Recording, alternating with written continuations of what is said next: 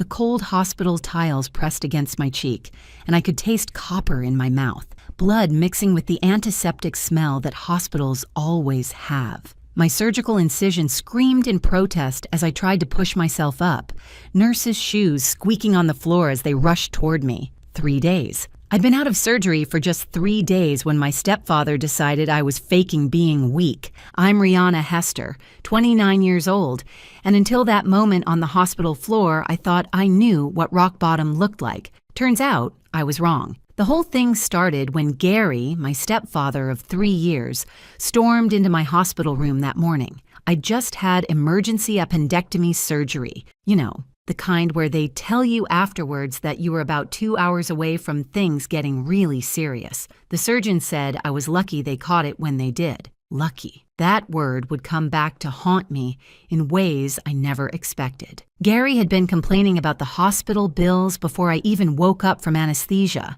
My mom sat quietly in the corner, the way she always did when Gary got going about money. She developed this skill of becoming almost invisible, shrinking into herself whenever his voice rose above normal conversation level. 3 years of practice had made her an expert at disappearing while still being in the room. That morning, he'd worked himself into one of his special rages, the kind where his face turned this interesting shade of purple that reminded me of those beets nobody actually likes, but everyone pretends to eat because they're healthy. He kept going on about how I needed to start earning my keep, how his hard-earned money wasn't going to support a freeloader. Mind you, I'd been working 2 jobs before my appendix decided to throw its dramatic tantrum, and I'd been paying rent to live in my childhood home ever since Gary moved in and decided he was the king of the castle. When I told him I couldn't work yet, doctor's orders were at least 2 weeks of recovery, that's when it happened. The slap came so hard and fast that I didn't even see it coming. One moment I was propped up in the hospital bed, the next I was on the floor, my IV stand crashing down with me, the machine it was connected to screaming its electronic protest. The metallic taste filled my mouth as my hands shook, not from fear, but from the shock of it all. Gary stood over me, his bowling league championship ring, the one he never stopped talking about winning in 2019, had caught my lip when he hit me. He was yelling something about how I needed to stop pretending, stop being dramatic, stop costing him money. The irony wasn't lost on me that he was creating quite the dramatic scene himself, especially when 2 nurses, a security guard, and eventually 3 police officers rushed in. You should have seen Gary's face when those officers walked in. It went from purple rage to white shock faster than his Corvette that he claimed could do 0 to 60 in 4.2 seconds, though we all knew he'd never actually tested it because he was too cheap to waste the gas. He immediately started trying to explain how this was all a misunderstanding, how he was just trying to give me some tough love, how kids these days, and yes, he called me a kid even though I was pushing 30, needed discipline. Officer Martinez, a woman who looked like she'd seen enough domestic violence cases to write a book about them, wasn't buying what Gary was selling.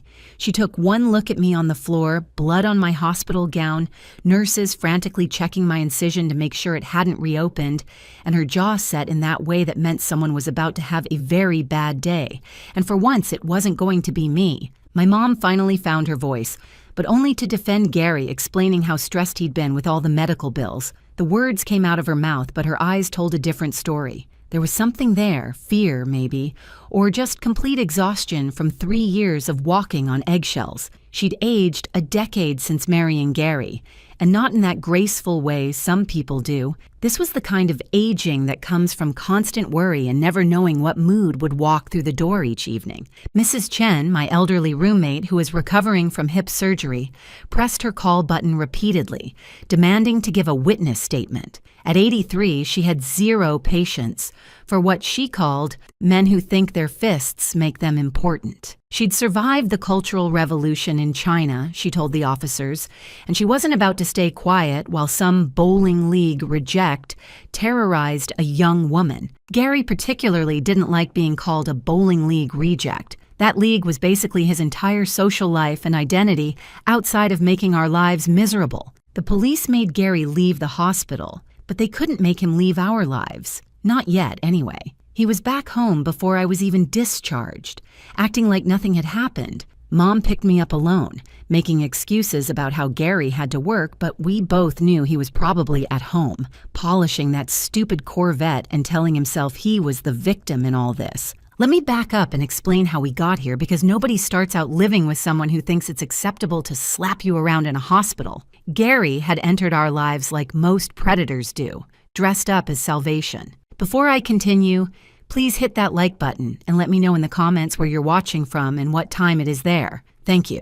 3 years ago, Mom was drowning in debt from my late father's medical bills. Dad had fought cancer for 2 years before it won, and even with insurance, the bills were astronomical. I was working retail and freelance graphic design, contributing what I could, but it felt like trying to bail out the Titanic with a coffee cup. Then Gary appeared at Mom's book club of all places. He was someone's plus one, claimed to be a successful businessman who'd just moved to town for the small-town charm. He drove that Corvette, wore expensive-looking clothes that I later learned were all knockoffs from outlet malls, and seemed to have solutions to all our problems. The courtship was whirlwind, 6 months from meeting to marriage. He promised to take care of everything, to be the man of the house we needed. Red flags? Oh, there were more red flags than a Chinese parade. But when you're desperate, you become colorblind to red. He moved in immediately after the wedding, and that's when the real Gary started showing up. First, it was little things. He needed to be added to Mom's bank accounts to help manage the finances. Then he convinced her to put him on the house deed. For tax purposes, he said. My disability payments from a car accident I'd had 5 years ago, those needed to go into the household account he controlled for budgeting purposes. I was working 2 jobs despite my chronic pain, but somehow we were always broke, always behind, always needing to tighten our belts, while Gary's Corvette never missed an oil change. I started noticing things going missing. Not valuable things. Gary was smarter than that. But paperwork would disappear. Medical bills would vanish before I could review them. Insurance documents would mysteriously get lost in the mail. When I'd ask about them, Gary would pat me on the head like I was a confused child and tell me he was handling everything, that I shouldn't worry my pretty little head about it. The condescension dripped off his words like syrup off a pancake, sickly sweet and just as fake. Mrs. Chen from next door, not the same Mrs. Chen from the hospital. This one was Vietnamese and made the best spring rolls in the county.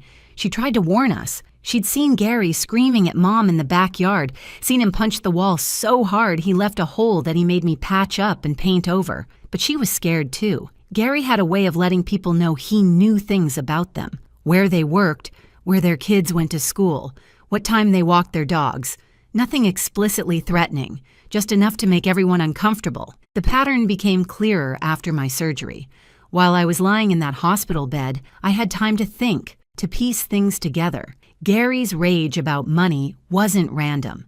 It was calculated. Every time I got close to figuring out our finances, there'd be a crisis. Every time Mom started asking questions, she'd suddenly get sick with mysterious stomach problems that kept her bedridden and dependent. Every time I saved enough money to potentially move out, there'd be an emergency that drained my savings. The nurse who discharged me, Rebecca, slipped something into my discharge paperwork when Gary wasn't looking. It was a small card for a domestic violence hotline, hidden between instructions for wound care and prescription information. She didn't say anything, just squeezed my hand and gave me a look that said she'd seen this before too many times. The card had a website, and late at night when Gary was at his bowling league and Mom was asleep, I started reading. The patterns described there were like reading my own diary if I'd been honest enough to keep one. 2 weeks into my recovery, Gary made what would turn out to be his biggest mistake. He went to a bowling tournament in Atlantic City, a 3-day event that he'd been talking about for months. He'd even taken money from Mom's emergency fund to cover his entry fees and hotel, claiming he'd win it all back and more. Mom was having one of her bad days, curled up in bed with another mysterious illness, so I had the run of the house. I'd always wondered why Gary's home office was locked. He claimed it was for his important business documents, but for someone who was supposedly such a successful businessman, he sure spent a lot of time at home watching TV and yelling at cable news. Maybe it was the pain medication making me bolder, or maybe I'd just finally had enough, but I decided to pick that lock. YouTube University taught me everything I needed to know, and it turns out Those fancy locks Gary installed were actually pretty cheap, just like everything else about him that seemed impressive at first glance. What I found in that office changed everything, and I mean everything. First, there were the marriage certificates, plural. Gary had been married 4 times before Mom, not the twice he'd mentioned. Each marriage had lasted between 2 and 4 years. Each had ended with restraining orders.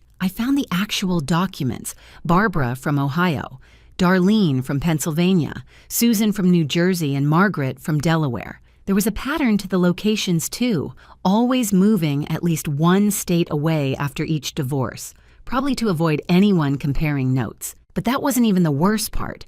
I found paperwork showing Gary had been collecting disability benefits in my name, using my Social Security number. He'd been filing claims I knew nothing about, pocketing the additional money while telling me my benefits had been reduced. There were credit cards in my name I'd never applied for, loans I'd never taken out, my credit score, which I'd been carefully rebuilding after some stupid decisions in my early 20s, was destroyed. And then I found the life insurance policies, 3 of them on Mom, all taken out in the last year, all with Gary as the sole beneficiary. The total payout if something happened to Mom? $2 million. For a woman who'd been healthy as a horse before Gary came along, she'd sure been sick a lot lately. Those vitamins Gary insisted she take every day, the special ones he ordered online because the store-bought ones weren't good enough, I photographed every bottle, every label.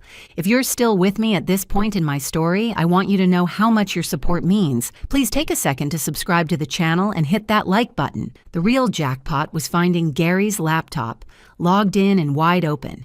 His email was a treasure trove of evidence. Conversations with other women on dating sites where he was still active, still trolling for new victims. His profile claimed he was a widower. Mom wasn't dead yet, but apparently Gary was planning ahead. He described himself as a successful entrepreneur with no kids, looking for a traditional woman who knows how to appreciate a real man.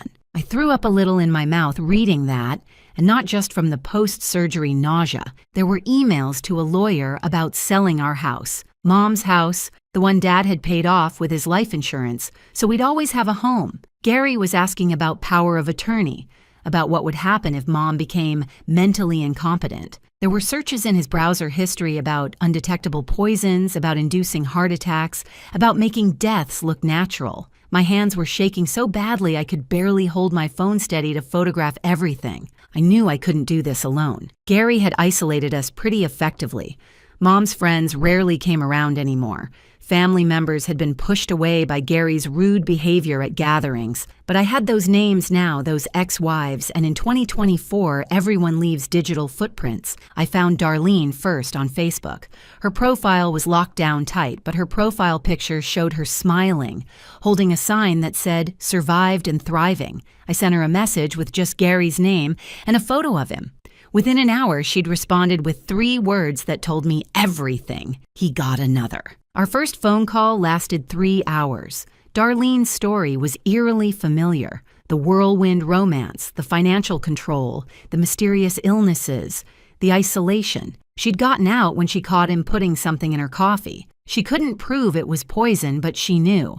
The divorce had been brutal. Gary had tried to claim she was crazy, but she'd had enough documentation to get a restraining order and keep her house, barely. Darlene had stayed in touch with Barbara and Margaret. Susan had passed away, officially a heart attack, but Darlene had her doubts. Within a week, we had a group chat going, sharing evidence, comparing timelines. The patterns were undeniable. Gary even used the same lines on all of us, the same tactics, the same escalation timeline. We started calling ourselves the Gary Survivors Club, which sounds funnier than it felt at the time. Margaret, who was a paralegal, started helping me understand what kind of evidence would hold up in court. Barbara, who'd become an advocate for domestic violence survivors, knew all the resources, all the right people to call.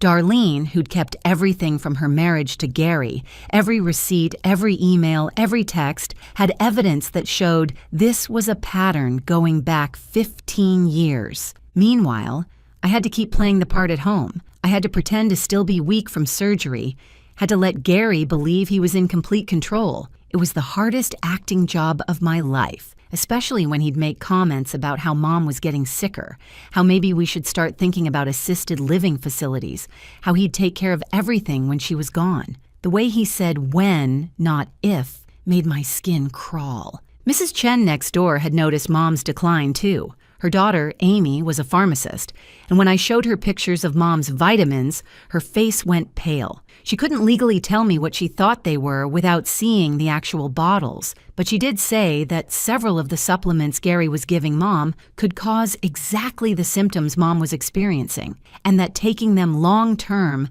could cause organ failure.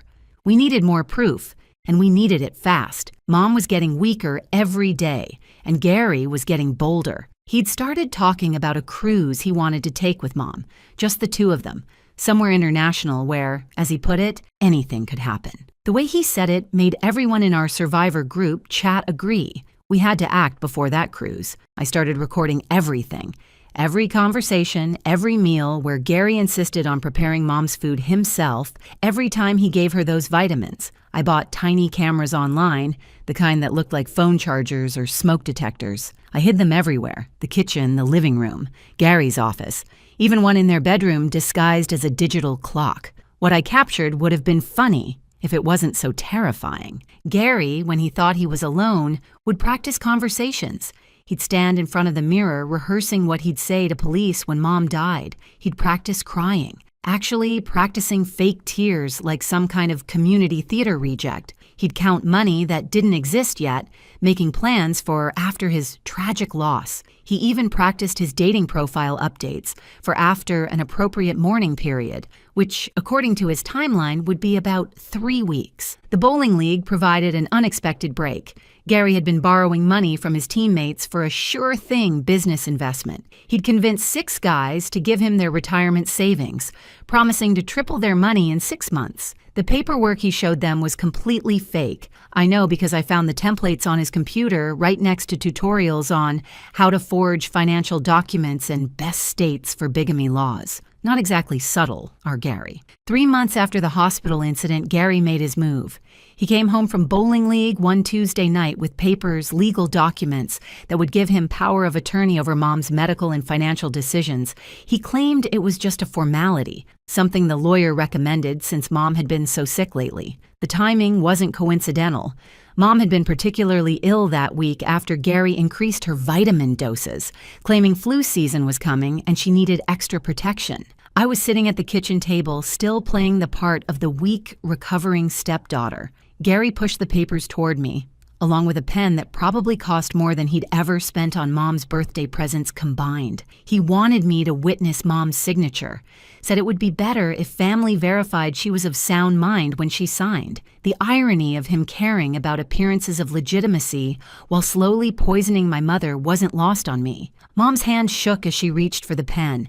She looked at me with these hollow eyes, like she knew something was wrong, but couldn't quite figure out what. The vitamins Gary gave her, we'd figured out they included high doses of supplements that could cause confusion and memory problems when combined. Perfect for making someone appear mentally incompetent. I wanted to scream, to flip the table, to take that expensive pen and shove it somewhere Gary would need surgery to retrieve it. Instead, I did something better. I played along. "Gary," I said, putting on my best confused daughter voice, "shouldn't we have the lawyer here for something this important? I mean, just to make sure everything's legal and proper? You're always so careful about these things." His face did this interesting twitch, annoyance mixed with trying to appear reasonable. He couldn't argue without seeming suspicious, so he agreed to set up a proper signing for the next week. That gave us 7 days. 7 days to save Mom's life and put Gary where he belonged. The ex-wives group chat was buzzing with activity.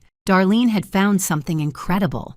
Gary had done this exact same power of attorney move with Margaret, right before she'd had her accident that left her hospitalized for weeks. The accident that made Gary her medical decision maker, right up until Margaret's sister flew in from Seattle and raised hell with the hospital administration. Barbara remembered something similar, though in her case, it had been about property transfer. We were mapping out Gary's playbook, and it was like reading a serial killer's handbook, except instead of murder, it was slow-motion financial and emotional assassination. I need to tell you about the bowling league discovery that changed everything. Remember those teammates Gary had scammed? Well, one of them, Big Eddie, and yes, that was really his name, all 300 pounds of him, had a nephew who worked in IT security. This nephew, Tyler, was one of those guys who could probably hack into the Pentagon, but chose to use his powers for good mostly. When Big Eddie found out his retirement money was gone, really gone,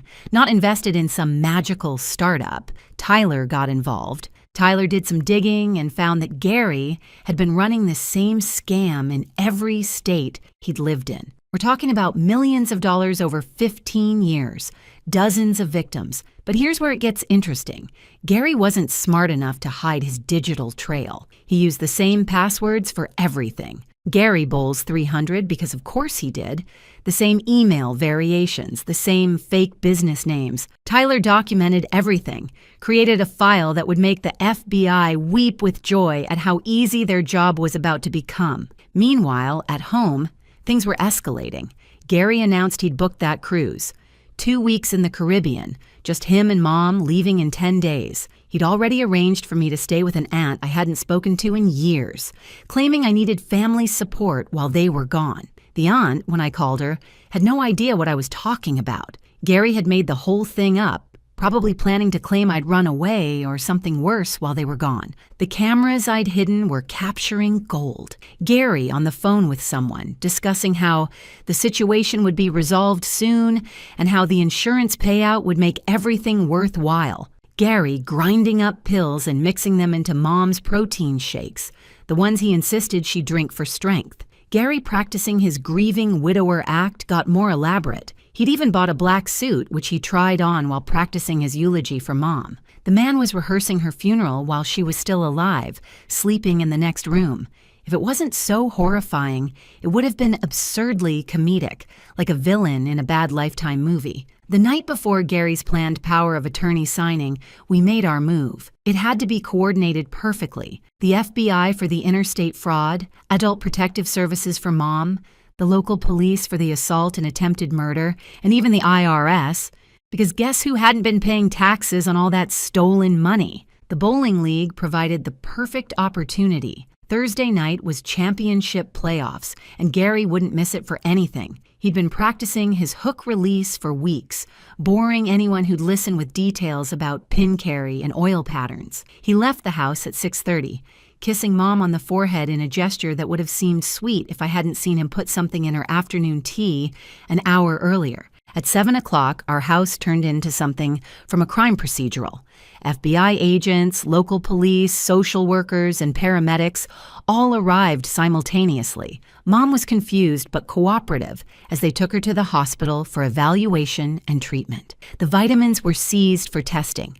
The computers, the documents, everything in Gary's office was boxed up as evidence. Mrs. Chen from next door stood on her lawn, openly videoing everything on her phone while providing commentary in Vietnamese to what I assume was every relative she had back in Saigon. At the bowling alley, a different scene was unfolding. The FBI agents waited until Gary was mid-frame. He'd just thrown what would have been a strike, his form perfect. That stupid championship ring glinting under the cosmic bowling lights. They let him finish the frame. Law enforcement can be petty too, and I appreciated it, before approaching. The entire league got to watch as Gary was read his rights, handcuffed, and walked out past the shoes rental counter. Big Eddie started a slow clap that turned into full applause by the time they got Gary to the door. But Gary's night wasn't over. Back at the house, they'd found enough evidence to add attempted murder to the charges. The vitamins tested positive for several substances that, when combined, could cause organ failure over time. The life insurance policies, the forged documents, the stolen disability benefits, it was a prosecutor's dream case. Gary's laptop had been seized too, with all his research on untraceable poisons and making accidents happen. For someone who thought he was so clever, Gary sure didn't understand that clearing browser history doesn't actually delete anything. Tyler, Big Eddie's nephew, had created a website, GaryScamAlert.com. Within hours of Gary's arrest, it went live with photos, documentation, and victim testimonials. The bowling league teammates weren't just angry about their money. They were furious about being made fools of. These were proud men who'd worked their whole lives, saved carefully, and Gary had played them like a fiddle. The website crashed 3 times that first night from all the traffic. Gary's arrest made the 11 o'clock news. The headline read, "Local man arrested in multi-state fraud and attempted murder scheme," which really didn't capture the full pathetic nature of his crimes. By morning, it had gone viral on social media. Someone at the bowling alley had filmed the arrest, and the video of Gary trying to explain to the FBI agents that this was all a misunderstanding while wearing those ridiculous bowling shoes became an instant meme. His workplace, oh yes, Gary actually did have a job, selling used cars at a dealership that advertised heavily during daytime TV, fired him via text message while he was still in custody. His boss later told reporters that Gary had been their worst salesperson anyway, spending most of his time trying to run side schemes with customers' trade-ins. The dealership actually saw an increase in sales after firing Gary, with customers specifically saying they'd stayed away because of him. The dating sites were brutal. The Gary Survivors Club had made sure his profiles were updated with his mugshot and a helpful note about his arrest. Women who'd been talking to him started sharing their conversations online. One woman posted that he'd asked her for a loan on their second date to help with his sick mother's medical bills. His sick mother had been dead for 15 years. But the best part, the absolute chef's kiss of karma, was when Gary's Corvette got repossessed. Turns out he'd been months behind on payments, juggling credit cards to make minimum payments while telling everyone he owned it outright. The repo man showed up during the news interview. Gary's court-appointed lawyer was trying to give on our front lawn. The look on the lawyer's face as the Corvette was loaded onto the flatbed in the background while he tried to claim his client was innocent was priceless. The news anchor actually laughed on air. Mom's recovery was remarkable once she was off Gary's vitamins. Within a week, her color returned, her confusion lifted, and she was able to give a full statement to police. The doctors said another month on those supplements could have caused irreversible damage. She cried when she realized what Gary had been doing, but they weren't just tears of sadness. There was relief there, too. Relief that she wasn't going crazy, that her illness had been real but manufactured. The other victims started coming forward. Women from Delaware, New Jersey, Ohio, Pennsylvania. They all had stories. The FBI created a dedicated tip line that received over 200 calls in the first week. Gary's pattern was so consistent it was almost boring. Find vulnerable women, marry them, or move in, take control of finances, slowly poison them while setting up life insurance, then cash out. The only reason more women weren't dead was that Gary usually got impatient and sloppy, leading to divorces instead of funerals. The bowling league formally banned Gary for life, which might seem minor compared to the federal charges, but for Gary, it was devastating. His lawyer actually had to prevent him from calling the league president from jail to plead his case. The league went further. They created the Gary Rule, requiring financial background checks for anyone borrowing money from the league's loan fund. Big Eddie got to announce it at the next tournament, to standing ovation. Local Facebook groups had a field day. Gary's mugshot became the profile picture for a group called Surviving Springfield's Worst, where people shared stories of his various scams over the years. The woman who ran the diner posted that he'd never tipped, always complained to get free food, and once tried to pay with a check from a closed account. The librarian shared that he'd stolen DVDs and tried to sell them at the pawn shop. Even his barber chimed in, saying Gary always tried to negotiate the price of a $15 haircut. The trial was almost anticlimactic after everything else.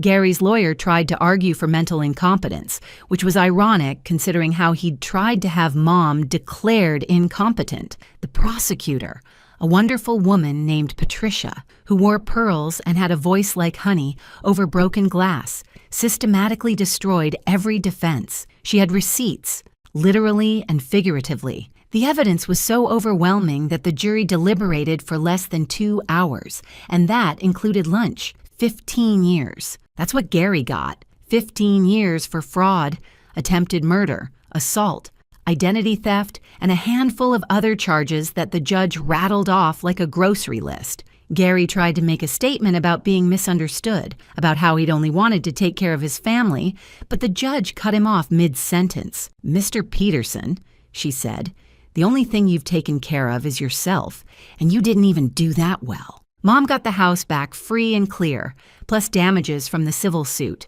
The other victims got settlements too, though for some, the money couldn't undo the damage to their health and trust. We used part of the settlement to completely redo the house, starting with Gary's office, which we turned into a craft room where Mom now makes quilts for the women's shelter. Every quilt is a small act of reclaiming her space and her life. I started working with a domestic violence advocacy group, sharing my story and helping other families recognize the signs of financial and medical abuse. It's amazing how many people think domestic violence is just about physical hitting. Gary hit me once, yes, but the real violence was the slow, deliberate destruction of our lives, the calculated cruelty of his schemes. The slap in the hospital was just the visible part of an iceberg of abuse. The Gary Survivors Club still meets, now expanded to include 12 women who'd been targeted by him over the years. We have brunch once a month at this little place that serves bottomless mimosas and doesn't judge when Darlene gets a little loud after her third glass. We laugh now, really laugh, about things that seemed so scary at the time, like how Gary claimed to be allergic to gluten but would sneak bread when he thought no one was looking, or how he said he was a wine connoisseur but only bought the stuff from gas stations. Mrs. Chen from next door has basically adopted us. She brings over spring rolls every Sunday and sits with Mom, teaching her to play mahjong while gossiping about the neighborhood. Her daughter Amy helped us understand exactly what Gary had been doing with those supplements and testified at the trial. The other Mrs. Chen, my hospital roommate, sent a card saying she was proud of me for standing up to that bowling ball-headed fool. 6 months after the trial, I was walking into my new job at the Victim Advocacy Center when I ran into Rebecca, the nurse who'd slipped me that domestic violence card at the hospital. She remembered me immediately, said she'd followed the case in the news. "I knew you were a fighter," she said. "Sometimes you can just tell." We hugged right there in the parking lot, two strangers who weren't really strangers, connected by a moment of kindness when I needed it most.